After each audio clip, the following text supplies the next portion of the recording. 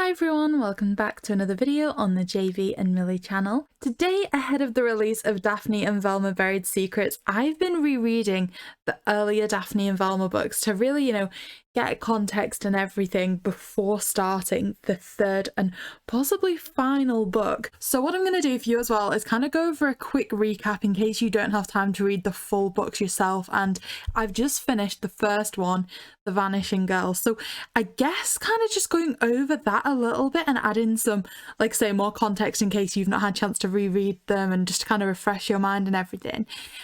So this book starts with Daphne and Velma no longer been friends anymore. There's been like a real breakdown in friendship there. So when they were younger, Daphne and Velma were great friends again with Shaggy, Scooby and Fred. And over the years and kind of going through school, the disconnect happened, I guess, largely centered around a breakdown in the friendship of Daphne and Velma, when Daphne's stepfather is seen to have contributed to Velma's family losing their house. So we start with this really torn apart friendship, and as well as Daphne blaming Velma for her parents no longer being together because Velma discovered kind of that Daphne's mum had kind of been having an affair, and so there'd been a complete breakdown in relationships. And ultimately it starts with the two characters in quite a not a bad place, but certainly a distant place from each other. So Daphne's become Miss Popular in school, as I'm sure would kind of be assumed for Daphne's character, and she's growing close to another friend, Marcy, who's her new best friend, who seems to have replaced what Velma was in their younger years. And then you've got Velma, who's quite on her own. She's quite, distant from the world. She very much likes to be on her own. She's got a job that she goes to where she kind of, she's quite distant and focused in on the task at hand. And then she comes home and she studies. And ultimately, she comes across as quite lonely. Other than she seems to volunteer at the library once a week, where she works with Professor Hunter, who seems to be kind of her only friend and the only person that understands her. Her, mother seems lovely, but her dad's kind of going through some things mentally since losing the house. So she's in a really, difficult, dark place. And the book starts almost from a perspective that we don't really know just yet, I guess, in that Marcy is heading through the kind of it almost seems to be like a fun fair kind of vibe it gives off anyway, where she's kind of going through here at night and she ends up getting trapped. So because Smart is quite popular, I guess it's kind of comes across that she's trying to cover it up and look for someone to blame, that she would have been so scared and kind of seeing ghosts and things. Like, it sounds like something she wouldn't want to admit to herself. So she looks to place the blame on Velma's mum, causing the situation to get even worse in Velma's house, in that Velma's mum then loses her job. So it's left that Velma's the only person working there.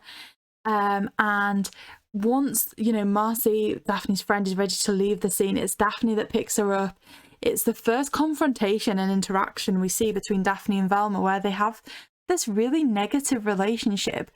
But Velma sets about to make sure that, things are built back up again for her mum. She wants to prove that Marcy was lying, that her mum wasn't negligent in leaving the door open, and, and try and get her mum her job back. So ultimately she starts to investigate Marcy, which for her includes an activity that you wouldn't always assume Velma doing, which is going out to a party, which is where we see Shaggy's character really been introduced.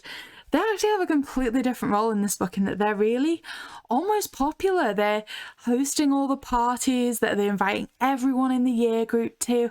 It really seems a stark contrast to the type of person you could imagine just shutting themselves away in the mystery machine and eating 1,000 pizzas.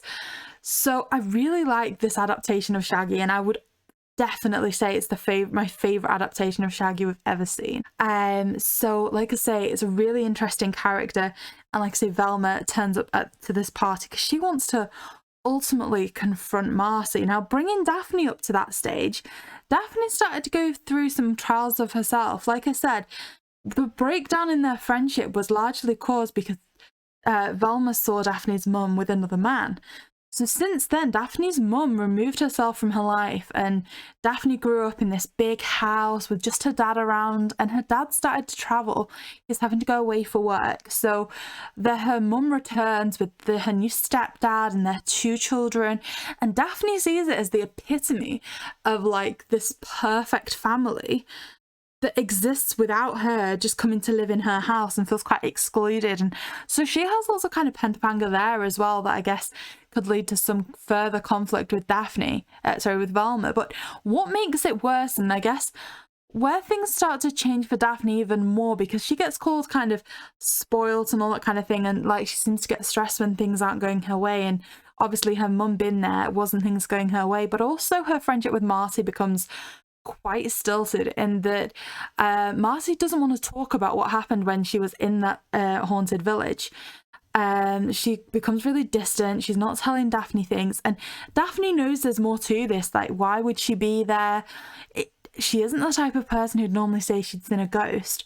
So it leaves Daphne some questions, and she tries to reach out to Marcy quite a lot, but ultimately Marcy's just pulling further and further away from her. So Daphne again is really lonely here, starting to echo some of the things that we see from Velma, who'd also been, quite lonely. And things kind of begin to culminate at the party, because this is where Mars is hosting a seance, I believe, to try and get rid of the ghost that she saw when she was in the haunted village.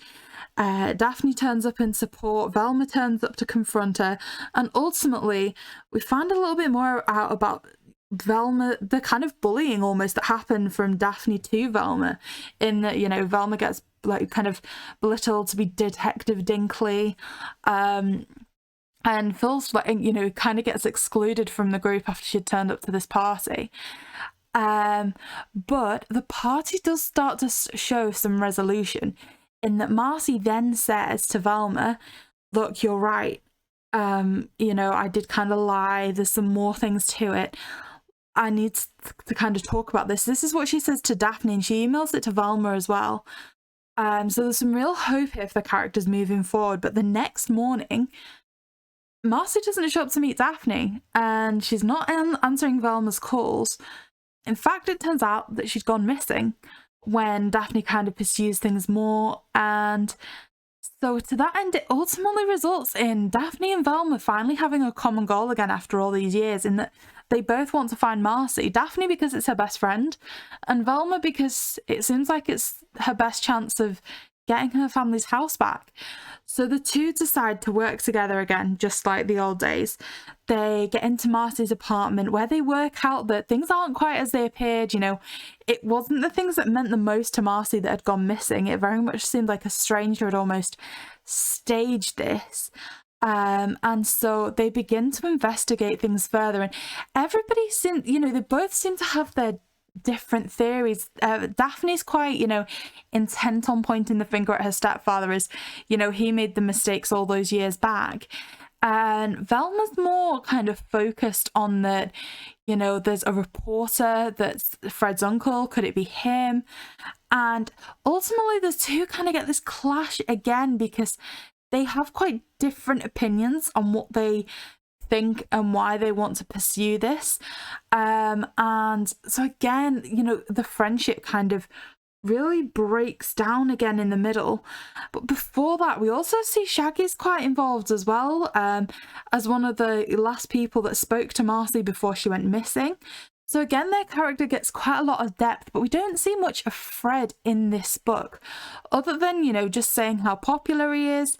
And Velma kind of hints that there could be a little crush there too. So it's kind of interesting. But ultimately, we get this kind of disconnect in the middle where Daphne and Velma are about to, take their separate ways again. And then there's kind of a reason that brings them back together. I believe it was that another haunting happened. So so the Hex Girls are putting on a performance. So it was great to see the feature of the Hex Girls there. They're putting on a performance to kind of, raise awareness of this, try and clear out the, bad spirits and everything. And their concert is kind of crashed by a ghost, and then Hex Girls go missing as well. So there's been 4 disappearances at this time.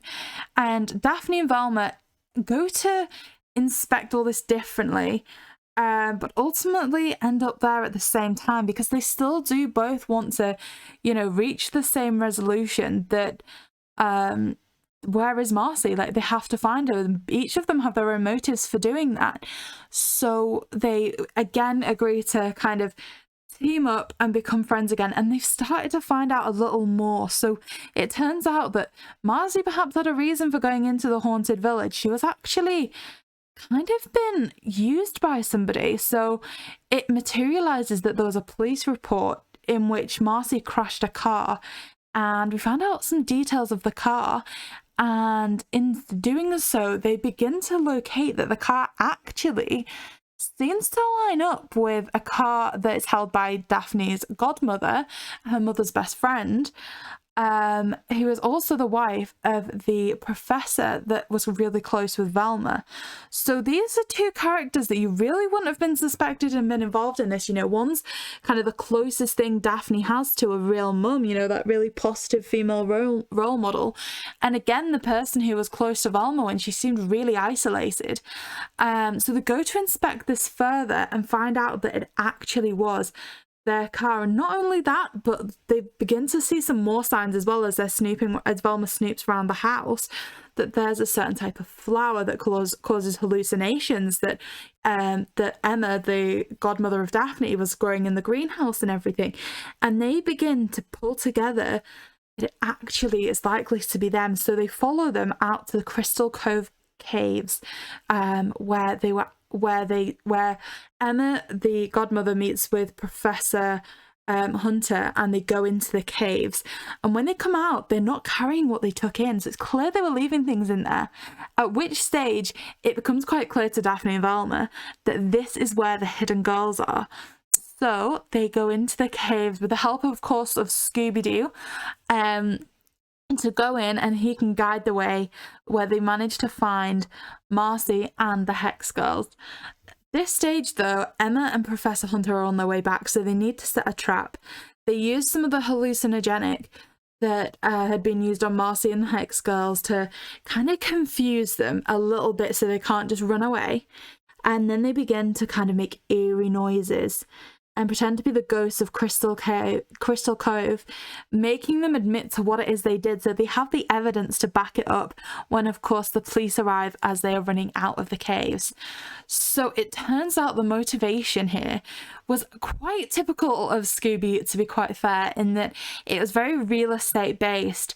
They'd actually been hiding the document all these years that showed that Velma's family did own the land of the haunted village, and Velma's family managed to get their life back. Marcy, who, you know, had been quite ostracized from her parents for years, her parents come back together, and the book ends with them having this going away party for Marcy.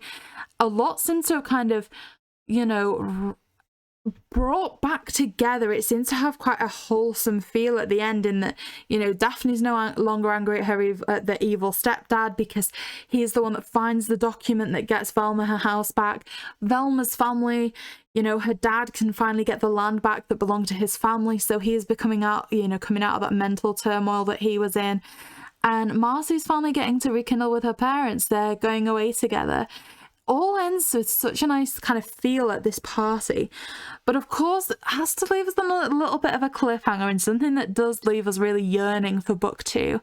And that as Marcy's leaving, she leaves a note with Daphne, which says, "Shaggy needs your help." And like I said, this so far has been my favourite adaptation of Shaggy, so that just leaves me with 1,000 questions as to what it is Shaggy needs help with.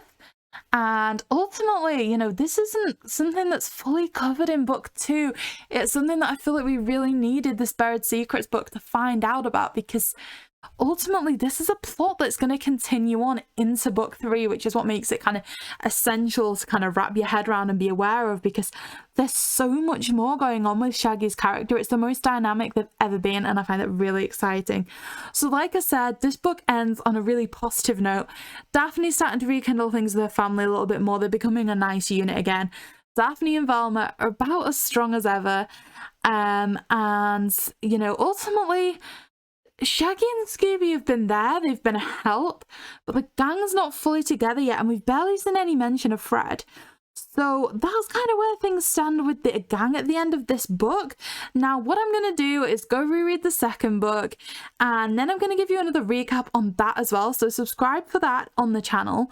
And ultimately, you know, let's refresh our minds before book 3 does come out, because honestly, release day, I want to hit the ground running with this book. I still have so many questions and I can't wait for Morgan Baden's incredible writing to answer them for me. So please like this video, comment below what your thoughts are on book number 1, and like I say, subscribe to the channel for that second recap as well. And then of course, come the release day, which I believe, I'm just checking now, I think is the 6th of September, but I do need to confirm that. Around that time, we're going to start doing some more content about the third book as well, because I honestly can't wait to discuss that with all of you. So yeah, please like, comment and subscribe to JV and Millie.